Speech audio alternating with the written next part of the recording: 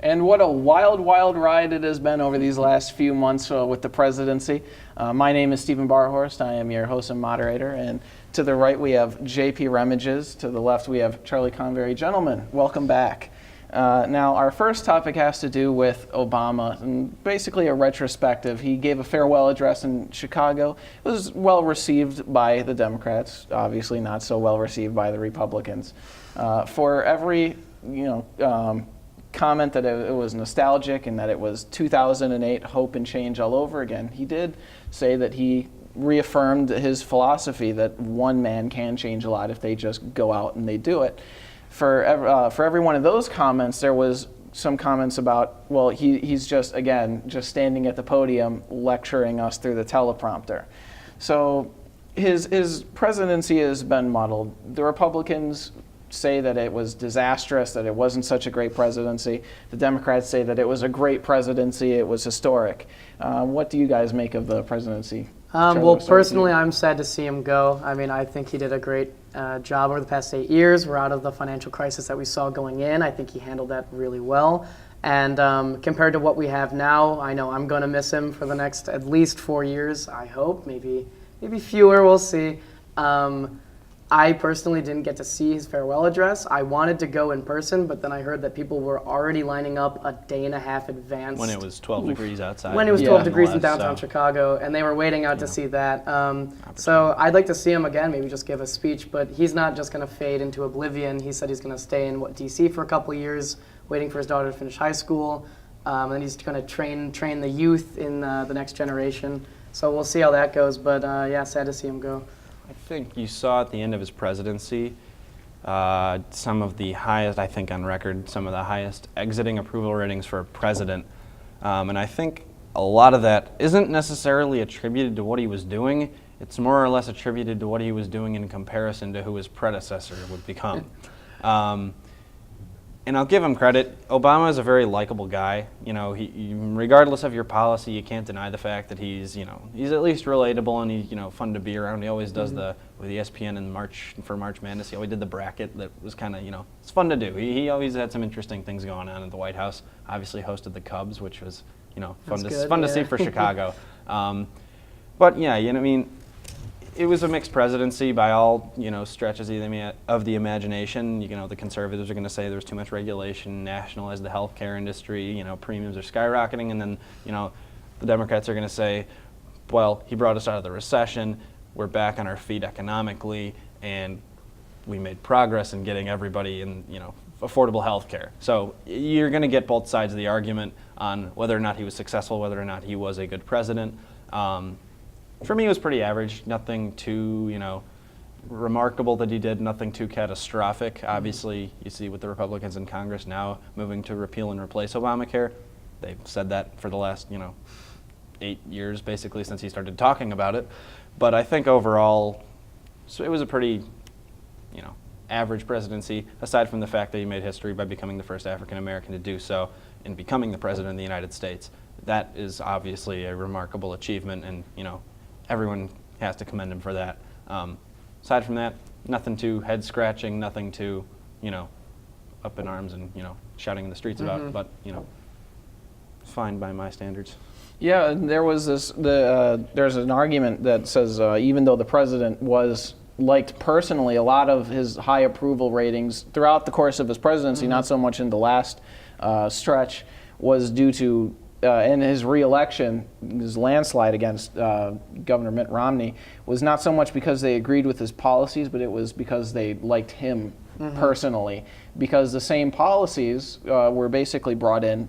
Hillary Clinton basically had the same platform as Obama's, basically, and she lost. Granted, she did win the popular vote, but it wasn't an electoral landslide. What do you guys make of that? Sort of, am I onto something, or am I? Well, I think that personality-wise does have to do a lot, especially with approval ratings. I mean, like you said, maybe at the end it was more of what's to come, the reason why he had such a high approval rating. Yeah, but a lot of the things that he did push through, like gay rights, that was a very popular agenda, and I feel that overall he kind of progressed America forward, got it back on its feet. But as we saw with Hillary Clinton, you need to be likable as a person and strong as a candidate to succeed. Even if you do win popular vote, you still don't win the Electoral College. And even with Donald Trump now, he's not liked as a person, and much of his policies aren't very liked. And I think that can attribute very much so to his low approval rating right now. I mean, to be fair about the gay rights thing, obviously, I mean, I think we as millennials tend to be a lot more open to that. I mean, I myself, of course. I mean, to be fair, that was the Supreme Court that he then embraced. Yes. And that's kind of just been a general trend. I mean, you see he himself not being entirely clear about where he stood on that 8 years ago. Same with Hillary Clinton. But aside from that, I think it's a fantastic thing that that's been pushed. And, even to Donald Trump's credit, for all the things that's necessarily, people could say is wrong with him, he has been relatively open to that idea. And when Peter Thiel at the RNC gave a speech and everyone was very welcoming of that, he went out there and after that and said, that was a beautiful thing that you guys just, welcomed an openly gay man to the RNC, a place where in the past probably wouldn't have been so well received. But overall, I think that it's a very unique position that our country's in right now. I don't think you'll have seen quite the shift in personalities in terms of likability or just in terms of general like how their personalities are. I mean, Hillary Clinton, like you said, you go from a charismatic young candidate to the definition of an establishment candidate who's that's true. I mean, she did win the popular vote. But the margin was 3 million. The margin in California, she won by 4 million. So you take California out of the picture, and Trump actually wins by 1 million. Yeah. So it just goes. I mean, and this whole, I think, what has happened because of this election is everybody's kind of sort of come to the realization that it's very, in terms of ideologies, it's really coastal. I mean, you have the stronghold in California that I don't see Democrats ever losing California in the foreseeable future ever. And then the same goes for New York. And then, pretty much everywhere in between, aside from, Illinois and Colorado, everywhere else went red. And it's an interesting system that we have because I don't think anywhere else in the world necessarily protects the minority opinion like the Electoral College system does. And for all the, it seems like every once in a while, every 8 years, 4 years, there's going to be cries of let's get rid of the Electoral College. It doesn't represent it. Yeah. It always comes away. and then it just fades away once the actual presidency starts because there's I'd like to think there's bigger issues than it's only what happened 4 times, 5 times in the entire history of the United States. Also Six. getting 6 now, yeah. Yeah, well, also getting rid of it is, implausible, as you said, amendment, because yeah. you'll have to go through the constitutional amendment system. Get states to ratify the amendments too. Yeah, which the small states won't do it. I challenge you to find me a that Wyoming argument where it legislator. protects the small states never really, I never really fully understood it because the candidates still go to the same states anyway, and they're not really small states. You see them a lot of times. They'll go to Texas, New York, or California, and then they always stop in Ohio and other swing states that even if it wasn't in place would still be a swing state, like Florida and places like that. I don't know. I never really understood how it protects small states, especially now when it seems that we're kind of polarized. And I think to that, I think Hillary Clinton's strategy proves why the system exists. She only campaigned in California, New York. She campaigned where she knew she was going to win. I mean, granted, she campaigned there because that's where her dollars were. She took a lot of heat for not campaigning in that Midwestern I will give it to firewall. Donald Trump. He played his strategy very well in going to the places where it actually mattered. Going into election night, I don't think. I mean, Wisconsin flipped, and of all the states that people were saying Trump has to win Ohio, he has to win Florida, he has to somehow turn a 5% margin in Pennsylvania into a victory. Wisconsin, of all places, that was a good, on all the pre-election maps, Wisconsin was as blue as could be. It was as blue as could be. And the same went for his the Senate candidate in Wisconsin, Ron Johnson. He had a 6 to 7% deficit from what I saw before the election, and he won. I mean, it was a remarkable thing what happened in November. It really flipped the ticket because now the Democrats went into this thinking, okay, we're going to win the presidency most likely, and we're possibly even going to win the Senate, and we're going to put the Republicans on notice in the House. They came away. The House got reinforcements, basically. The Senate was reinforced. They gained a Senate seat, if I remember correctly. Something along those lines. They lost Kelly Ayotte. Kirk lost in Kirk lost. Illinois. Not a surprise. And then I believe Kelly Ayotte might have lost. And then Donald Trump ended up, of course, winning the presidency. And that's where we're going to turn our focus to. From one presidency to another. Now, Donald Trump has set a blistering, just absolutely blistering pace in his first few weeks in office. He has, through executive order, but also through some legislature, not a lot of legislature, mostly through executive order, he has reinstated the Mexico City abortion policy. He's resuming the Keystone XL and Dakota Access Pipeline projects. He's withdrawing from the Trans-Pacific Partnership, and he's instituted a federal freeze on employment, for example, and it's just a few. But one of the most contentious executive orders he has given so far has to do with the federal travel ban or immigration suspension on immigration. Now, he listed several countries in this. He listed Syria, Iraq, Iran, Sudan, Libya, Somalia, and Yemen. All of these are Muslim-majority countries. He suspended these activities for up to 120 days. I believe it was 90 days if you're. It was 90 days if you're coming as a green card and visa holder. 120 days if you're coming in here just as an immigrant, and a total suspension on Syrian immigration indefinitely, until the actual text was until such a time has come that the president is able to determine that they're accurate. Once the conflict ends. Once it ends and once they're able to accurately vet is what the text says. And this ban, even though for all its talk of being unprecedented and first of its kind, it's similarly 2 times this has happened before, one of which was in 2009 after the discovery of 2 al-Qaeda terrorists living as refugees from Iraq in Bowling Green, Kentucky. President Obama made a suspension of Iraqi refugees coming to the United States, and also during the Iran hostage crisis, President Jimmy Carter went so far as to kick out all of the diplomats, the Iranian diplomats. He cut off all ties with Iran. He basically took away all the visas and green cards and said, we're not giving them back. And he just completely froze all immigration until that crisis ended, which is basically when Ronald Reagan took office. And much ado has been made of this. There's been protests in O'Hare and JFK and all these places. What do you guys make of that? JP, we'll start with you. I think the most interesting detail of this for me is I've seen many statements from Senate Republicans, congressional Republicans alike. I mean, obviously, you've seen Minority Leader Schumer and Nancy Pelosi in the House. They made their statements of condemnation, but I've seen most notably a joint statement from Senator Tim Scott of South Carolina and Senator Marco Rubio of Florida. And from the Republican side, I have not necessarily seen as far as a condemnation like we've seen from the Democrats. And this is kind of where I stand. It's not necessarily a full-fledged, I don't support what you're doing. It is, nobody really knows what you're doing, because obviously he went out on the campaign trail and said we're going to ban, we're going to ban all Muslims, which if you look at the text is not what he's necessarily doing. It just, he's banning it from, I think it was 7 nations that have a Muslim majority, and it doesn't denote a specific religion of people that has been banned from entering the United States.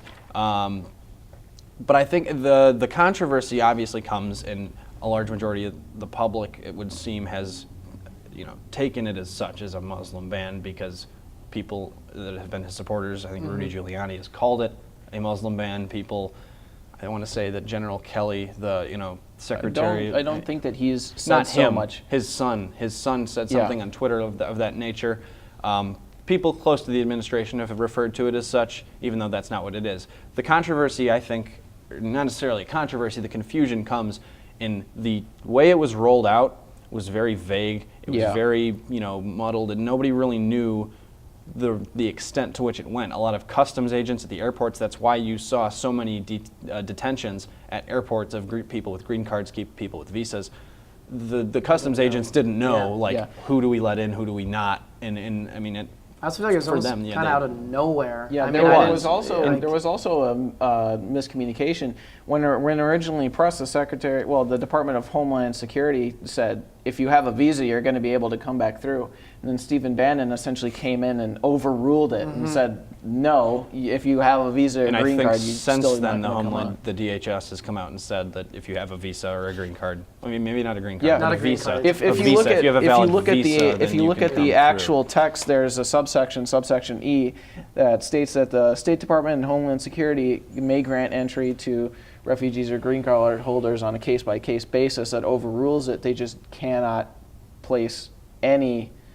They just cannot pose any threat to national security. Yeah.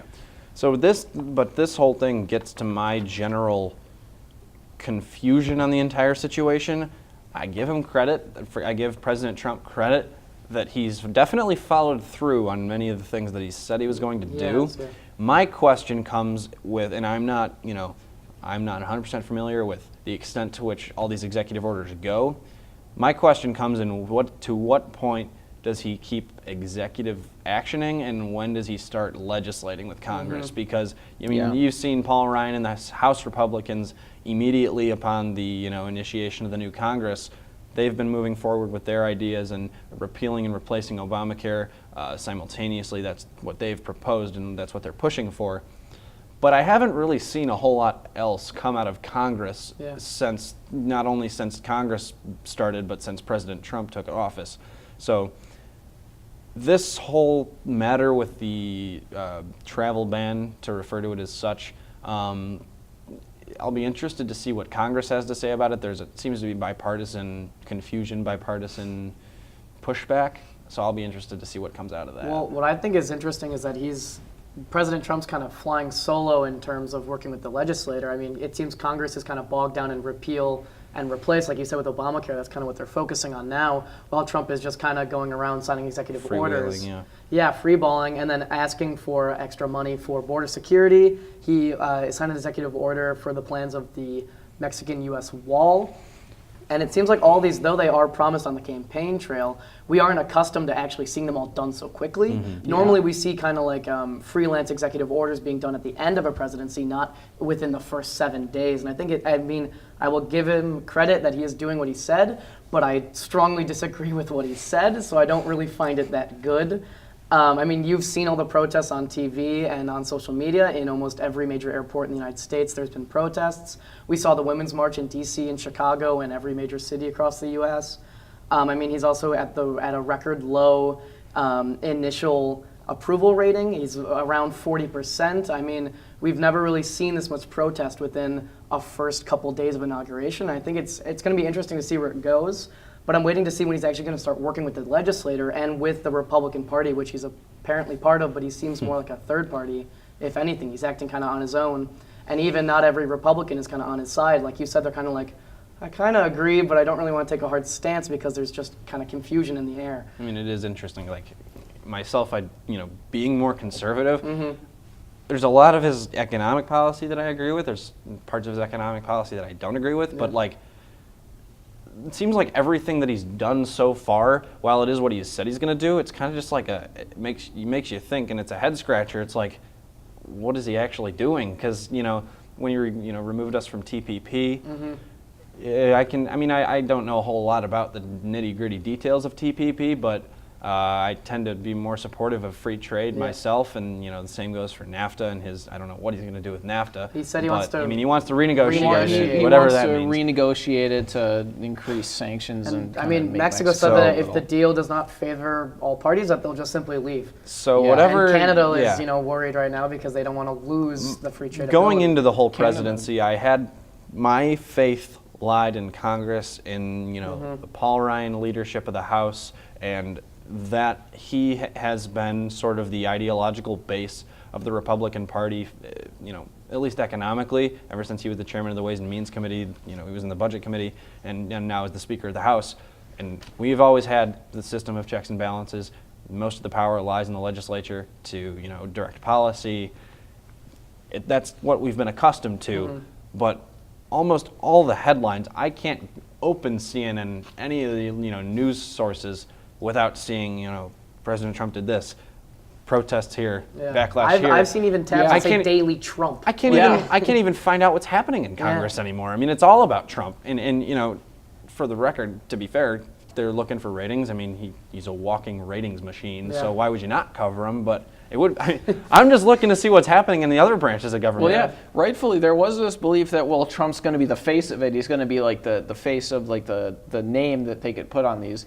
But really, it was going to be Paul Ryan kind of like pushing the agenda along because again he was. Seem like that. Well, it doesn't at all. Yeah. It doesn't at all now. But the when it was still in its infancy, kind of, it was suggested that it was going to be like more Paul puppet Ryan. Presidency. Yeah, it was. It was basically going to be Paul Ryan's presidency sans Paul in the actual. To be fair, Oval I think Office. if we give it a little bit more time, we're still in the first week and a half, 2 weeks of his presidency. I think all the the euphoria, or not euphoria, but like the Hysteria, all the almost. hullabaloo will die down. And I think once he's going to announce, I believe, at the time we're taping this, Tomorrow he's at 8 supposed to p.m. announce his Supreme Court nominee this week. Yes. So by the time of taping this, while we're taping this, it's going to be tomorrow at 8 p.m., which it'll basically be the 31st at 8 p.m. Yeah. If I remember So correctly. I'll be interested to see what Paul Ryan and the House Republicans, the congressional Republicans, do in terms of their agenda, because he was very ambitious with wanting to cut corporate tax rates, personal tax rates, simplify the tax code. Yeah. I'd like to see that happen. Yeah, well, what I thought was interesting is that, like you said, we're not really seeing Congress at all, and like you said, like the hullabaloo going on right now. I'm wondering if it is gonna die down, because if he keeps up these executive orders and pushing through pretty much what he wants to push through, I'm wondering if the commotion is actually going to die down, or are we going to see this 5 months from now, 12 months from now? Is it still going to have to be an issue? Him pushing through pipeline through Indian reserves, or trying to build the wall along the Mexican border, which just seems unfeasible, or blocking more immigrants from entering. I mean, I am interested. I'm sadly interested to see what's going to happen, and if the protests and the commotion it will ever die down if he keeps this hard policy agenda. It'll be interesting. Most say that they are sadly looking forward to that, but you can rightfully look forward to this next topic, which is the cabinet. Now, Trump's cabinet, he set a record at his inauguration, because he started office with the fewest inducted cabinet members. It was basically Reince Priebus at the chief of staff, and there was no staff, so he was just chief of blank because there was no cabinet. He was the chief. Yeah. So. Now, most generals James Mattis and John F. Kelly were inducted into Secretary of Defense, that's Mattis, and Secretary of Homeland Security, that's General Kelly. But 13 positions with the, excluding the UN ambassadorship, 13 positions excluding that still remain vacant. Now, these are the Secretaries of State, Treasury, Agriculture, Energy, Education, Interior, Housing and Urban Development, Commerce, Labor, Health and Human Services, Transportation, Veteran Affairs, and the Attorney General are still all up for grabs. Now, the most contentious of these, Attorney General, it's where Jeff Sessions is facing accusations and calls of racism, that he was racist, and that in his bid for federal judgeship, by Ronald Reagan, he was denied for the same circumstances. And in education, where Betsy DeVos has made numerous gaffes. She said something about grizzly bears in the school as to why, guns at a school to protect from grizzly bears. She didn't seem like she knew what she was talking about when Elizabeth Warren pressed her. And it was a very famous exchange. I personally like it, even though personally I'm not too much of a huge Elizabeth Warren fan.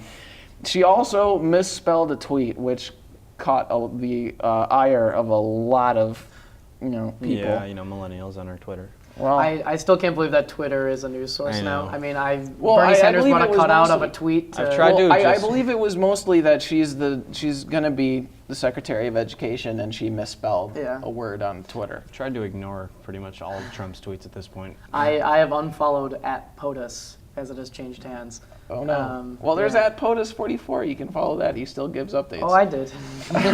Well, now that we got through the main monologue, I'm going to send it over to Charlie. What are your main takeaways? What do you see in the future? Out of anything I've seen about the cabinet members, they have all been kind of like bumbles and missteps and kind of mistakes on behalf of the nominees. Like you said, with DeVos and education, I've seen 4 different things about her. I know the grizzly bear attack she brought up, and that is her reasoning why all schools should have guns. And then I also saw that she does, when Bernie Sanders pressed her on public education, she stated that her children didn't go to public education, that they know private education, which I thought was interesting. As being a majority of the United States goes to public education, I feel that they should be an expert on that kind of topic, and that they should stay focused on that instead of trying to improve private education. Besides that, I have not looked a lot at the cabinet members. I know the CEO of Exxon, right? Rex Tillerson's up for Secretary of State. Yeah, that'll be interesting. And I know that the recommendation for the EPA has no scientific degree and is an avid climate change denier. He's currently suing the EPA.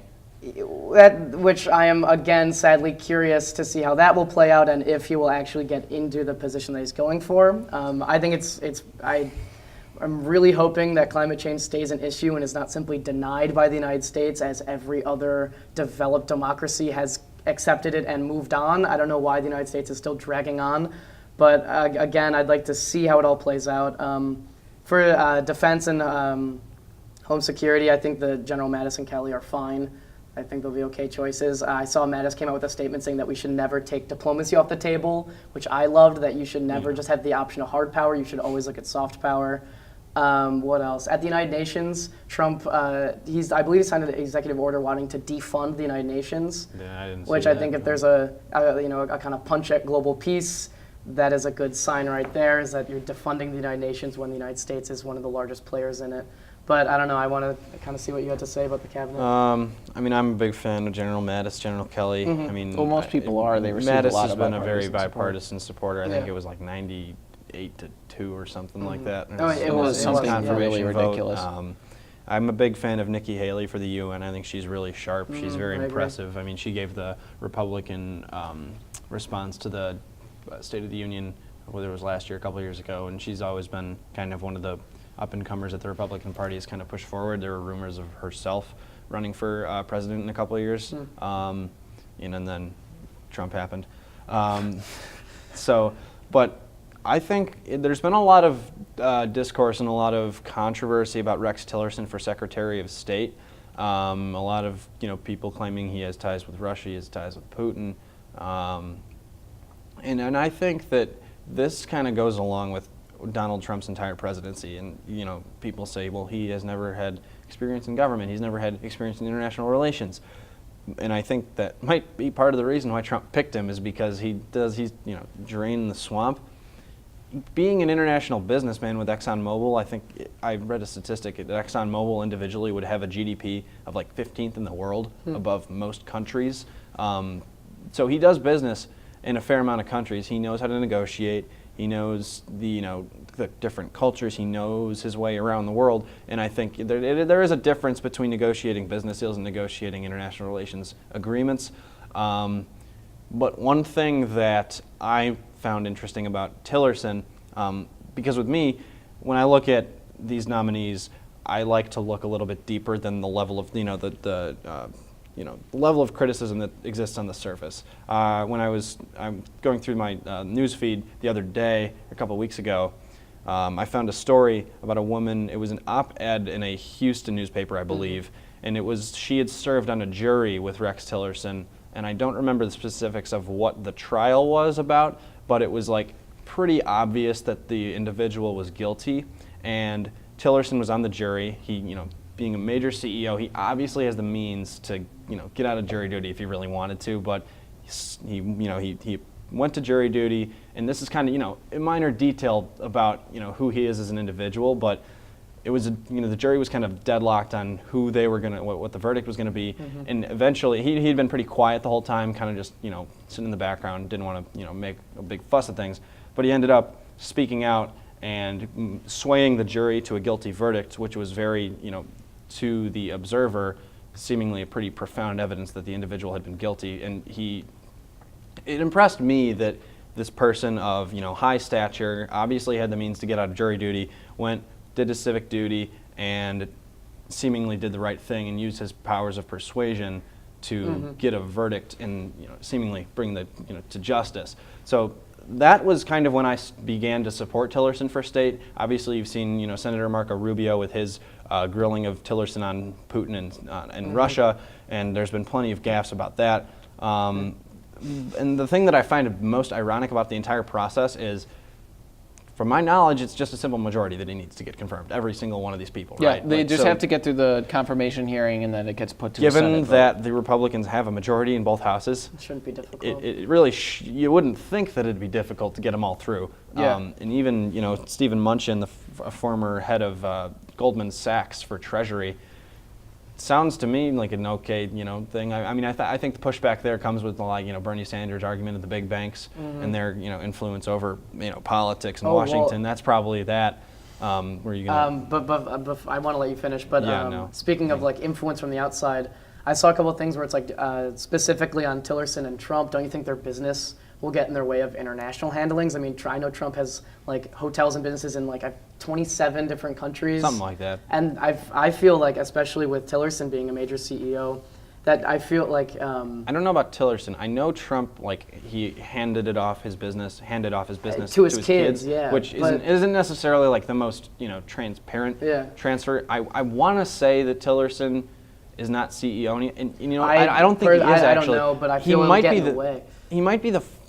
I want to say that his retirement was coming up because I don't know specifically. He was pretty close to retirement. He was very close to the end of his tenure as CEO of Exxon. Okay. So I want to say that he was in position to no longer be the CEO of ExxonMobil. I mean, I definitely see what you're saying, and that's been a very contentious issue. It just seems troubling. I mean, why would you ever want to, if the United States had an issue with the country, would it come above Trump's business in that country if it meant that, his industry would lose capita? Would he put the nation before himself in terms of, economic strife or a political strife? I just found it very interesting. But yeah, I'll be interested to see how much more pushback comes of all of these confirmation hearings. Mostly because I don't remember all this pushback 4 years ago. And granted, Obama was a much less divisive candidate than Trump was, but it seemed to me that 4 years ago, Congress just wanted to be all right, well, it's going to happen, it's going to happen. So let's just get past it, move on, and start legislating. I would like to see a little bit more of that on both sides in Congress, because at the end of the day, Trump will get somebody in this position that he wants to see there one way or another. So you might as well move past it and get to legislating and what you said you're going to do. Yeah, and to your point, you did say that the Republicans control both the House and the Senate. For all this talk of it's really divisive, Betsy DeVos, I should note, is still favored to become the next Secretary of Education. So even if the confirmation for her is basically the Democrats pressed for another round of questioning. They didn't get it, but I think it was mostly, well, how much can we, milk the cow, sort of, how many gaffes can we sort of pull out of her so that we put that little thought into the back of enough Republican senators. And I think with her, heads. you were saying the whole public school thing. I think that honestly is kind of her calling card and what she wants, because Trump has been a big proponent of school choice. That has been a big Republican issue for a decent amount of time now. My understanding is that obviously at the federal level, there's only so much that the federal government can do to regulate, public education, because that's obviously something that's left to the states. From what I understand, or at least what I would imagine that she's going to use her position to do, is go to the individual states and lobby for school choice. And I'm not an expert by any means on the issue of school choice, but I think her perspective is well, if you live in a low-income neighborhood and you have the opportunity to send your kid to a private school using, again, I'm not an expert on the subject, but my understanding is you'd get a tax subsidy from whatever your property taxes you'd be paying to go to public school in your neighborhood. Student vouchers, vouchers, you'd exactly. go to You'd the take private that, institution. spend it on a private institution, which, in theory, if that's all it is, that sounds fantastic because it, giving people the opportunity to send their kid to a private school, better institution of learning than maybe, in the south side of Chicago, where, noted a lot of issues with CPS and, that whole thing. But it is a very divisive issue. Obviously, many teachers are not happy about that. Many people are not happy that Trump has been pushing this as his education agenda. And I have to do more research on it myself before I take a firm, stance on where I believe in that. But I mean, I'll be interested to see what comes of that. Also, much like everything in this administration, it'll be quite the show. See what happens. Well, the next 4 years will be quite the show, regardless of whether Trump, regardless of who is in office. And it's been quite a show for us here at Straight Talk. We will see you, as always, next time. Thank you so much for watching.